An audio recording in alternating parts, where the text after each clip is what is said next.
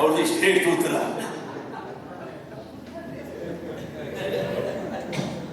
Ravi sir and Hamsalekha sir, ಇದು ಸಂವಾದ ಆದ ಕಾರಣಕ್ಕೆ ಇಲ್ಲಿ ಸರ್, ಇಲ್ಲಿ ಈ ಕಡೆ ನಿಮ್ಮ ಬಲಭಾಗದಲ್ಲಿ ಈ ಕಡೆಯಿಂದ ಪ್ರಶ್ನೆ ಬರ್ತಾ ಇಲ್ಲ ಅಂದ್ರೆ ಅದಕ್ಕೆ ಈ ಕಡೆಯಿಂದ ಪ್ರಶ್ನೆ ಕೇಳ್ತಾ ಇದ್ದೀನಿ ಸರ್. ಇದು ಒಂದು ಮಾಧ್ಯಮ ಸಂವಾದ ಆದ ಕಾರಣಕ್ಕೆ ಮತ್ತೆ ಮಾಧ್ಯಮದವ್ರು ಇರೋ ವಿಷಯಕ್ಕೆ ಒಂದು ವಿಷಯವನ್ನು ಪ್ರಸ್ತಾಪ ಮಾಡಕ್ ಬಯಸ್ತೀನಿ. ಇದು ಇವತ್ತು ರಿಲೆವೆಂಟ್ ಕೂಡ ಹೌದು. ತಮಿಳಲ್ಲಿ ವೈರಮುತ್ತು ಅವರಿಗೆ ಜ್ಞಾನಪೀಠ ಪ್ರಶಸ್ತಿ ಸಿಕ್ಕಿದೆ ಸರ್. ವೈರಮುತ್ತು ಸರ್, ವೈರಮುತ್ತು ಚಿಕ್ಕದಾಗಿ ಕೇಳು, ಚಿಕ್ಕದಾಗಿ ಏನು, ವೈರಮುತ್ತು ಅವರಿಗೆ ಜ್ಞಾನಪೀಠ ಸಿಕ್ಕಿದೆ. ಗೀತ ಸಾಹಿತಿಯಾಗಿದ್ರು ತಮಿಳಲ್ಲಿ. ಸೊ ಸಿನಿಮಾ ಸಾಹಿತ್ಯ ಬೇರೆ, ಸಾಹಿತ್ಯ ಬೇರೆ. ಸಾಹಿತ್ಯಕ್ಕೆ ಮಾತ್ರ ಜ್ಞಾನಪೀಠ ಕೊಡಬೇಕು ಅನ್ನುವಂತ ಏನು ಮಾತಿತ್ತಲ್ಲ, ಈಗ ಸಿನಿಮಾ ಸಾಹಿತ್ಯಕ್ಕೂ ಕೂಡ ಜ್ಞಾನಪೀಠ ಸಿಗ್ತಾ ಇದೆ. ಹಾಗಾಗಿ ಹಂಸಲೇಖ ಅವರಿಗೆ ಒಂದು ದೊಡ್ಡ ಮಟ್ಟದ ಒಂದು ಸಾಹಿತ್ಯ ಪ್ರಶಸ್ತಿ ಸಿಗ್ಬೇಕು ಅಂತ ಒಂದು ಜನ ಅಭಿಪ್ರಾಯ ರೂಪುಗೊಳ್ಬೇಕು ಅಂತ. ಎರಡನೇದು ಸರ್, ಎರಡನೇದು ನನಗೆ ಕವಿ ಅನ್ನೋ ಪಟ್ಟ ತೆಗೆದುಕೊಳ್ಳೋದಕ್ಕೆ ಹೆದರಿಕೆ. ಫಸ್ಟ್ ಯಾಕೆ ಅಂದ್ರೆ, ಒಬ್ಬನ ಕವಿ ಅಂದ ಕೂಡಲೇ ಅವನು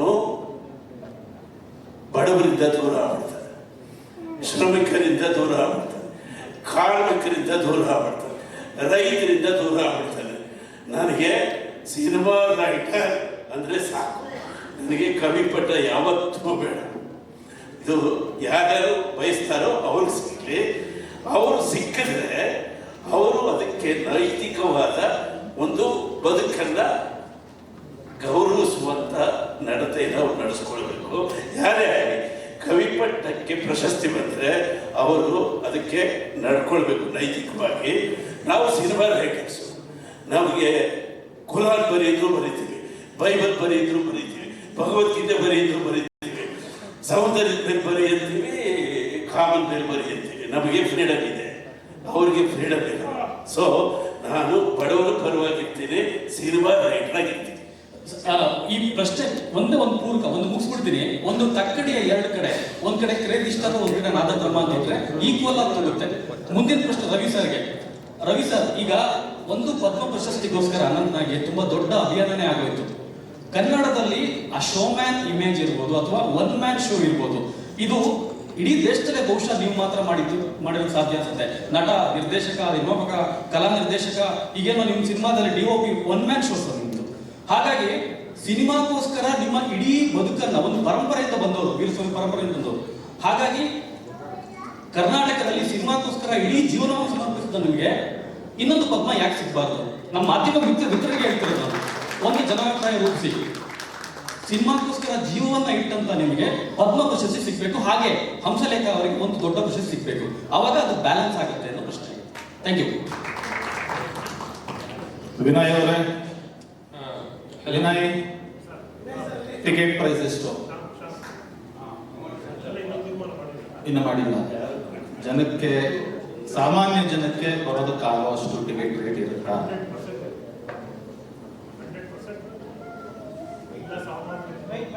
ಮೈಕ್ ಕೊಡ್ರಿ ಸರ್ ಅವ್ರಿಗೆ.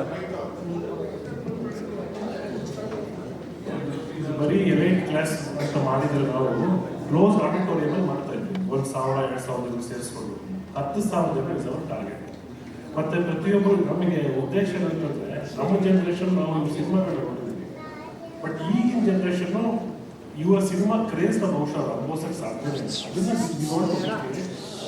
ಸೊ ಅದಕ್ಕೆ ನಾವು ಭಾರತದ ಎಲ್ಲ ಭಾಗಗಳಿಂದ ಇವ್ರ ಜೊತೆ ಕೆಲಸ ಮಾಡಿದ ಕಲಾವಿದರನ್ನ ಕರೆಸಿ, ಮತ್ತೆ ರವಿ ಸರ್ ಅವತ್ತು ಬರ್ತಡೇ ಇರೋದ್ರಿಂದ it will be A sort of thanks giving ಇಬ್ಬರಿಗೂ. 45 ವರ್ಷದ ಜರ್ನಿ. ಒಂದು ಚಲನಚಿತ್ರ ಸಾರ್ ಹೇಳಿದ್ರು, ಅವಾಗ ಹಿರಿಯ ಪತ್ರಕರ್ತರೆಲ್ಲ ಹೇಳಿದ್ದಾರೆ, 10 ವರ್ಷದಿಂದ ವಾಣಿಜ್ಯ ಮಂಡಳಿ ಮಾಡಬೇಕಿತ್ತು, ಅಕಾಡೆಮಿಯಲ್ಲಿ ಇವ್ರ ಶಿಷ್ಯರಲ್ಲಿ ತುಂಬಾ ಬಂದು ಹೋಗಿದ್ದಾರೆ, ಅವ್ರಿಗೆ ಯಾವುದು ಬೇಡ ಆಯಿತು. ಬಟ್ ಕನ್ನಡಿಗರಿಗೆ ಬೇಕು, ಸಿನಿಮಾವನ್ನು ತಿಳಿಸೋ ನಮ್ಮಂತವ್ರಿಗೆ ಬೇಕು. ಸೊ ಹಾಗಾಗಿ ಇದು ರಸಮಂಜರಿ ಕಾರ್ಯಕ್ರಮ ಖಂಡಿತ ಅಲ್ಲ. ರಸಮಂಜರಿ ಕಾರ್ಯಕ್ರಮ ಅಂದರೆ ನಾವು ಗ್ರೌಂಡಲ್ಲಿ ಮಾಡ್ತೇವೆ. ಸೊ ಇಬ್ಬರ ಸಿನಿಮಾ ಜರ್ನಿಯನ್ನು ರೀಕ್ರಿಯೇಟ್ ಮಾಡೋದು ಮತ್ತು ಇವರ ಅನುಭವಗಳ. ರವಿ ಸರ್ ಹೇಳಿದ್ರೆ ಇವತ್ತಿನ ಸಿನಿಮಾ ಭಾಷ್ಯವನ್ನ ಇವರ ಭಾಷೆಗಳಲ್ಲೇ ಆ ಚಿತ್ರಗಳ ಮೂಲಕ ತೆರೆಗೆ ಮತ್ತೆ ಜನಕ್ಕೆ ತೋರಿಸುವ ಒಂದು ಪ್ರಯತ್ನ ಆಗುತ್ತೆ.